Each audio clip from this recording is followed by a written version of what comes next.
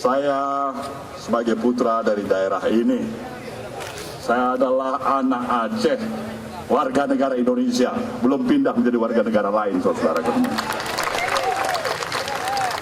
Saya lahir di sini. Saya memiliki saudara-saudara saya di sini untuk tetap memperjuangkan semangat dan spirit negara kesatuan Republik Indonesia ini, saudaraku semuanya. Kita berjuang untuk Indonesia yang lebih hebat.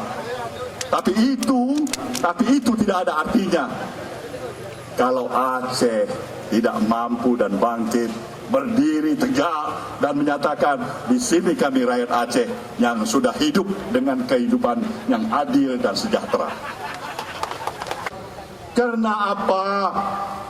Karena Allah Subhanahu wa taala, Sang Maha Pencipta, telah memberikan semuanya untuk daerah yang kita miliki ini.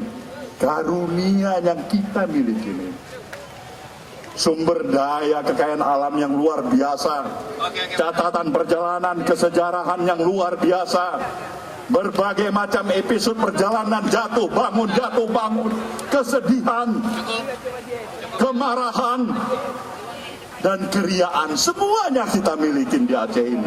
Saya merenung dan berkontemplasi pada diri saya. Dengan kejujuran yang ada pada diri hati saya berdialog pada diri saya. Dari semua adik-adik saya, calon-calon pemimpin Aceh ini, di sana ada Mualim Mujakir, di sana ada adik saya Irwandi, di sana juga ada Bapak Gubernur yang masih asisten, Bapak Dr. Zaini, dan calon-calon lainnya. Semua adalah adik, ada yang menjadi gubernur, bupati, dan wali kota pada tahun 2017 Februari yang akan datang. Berkompetisi boleh berkompetisi.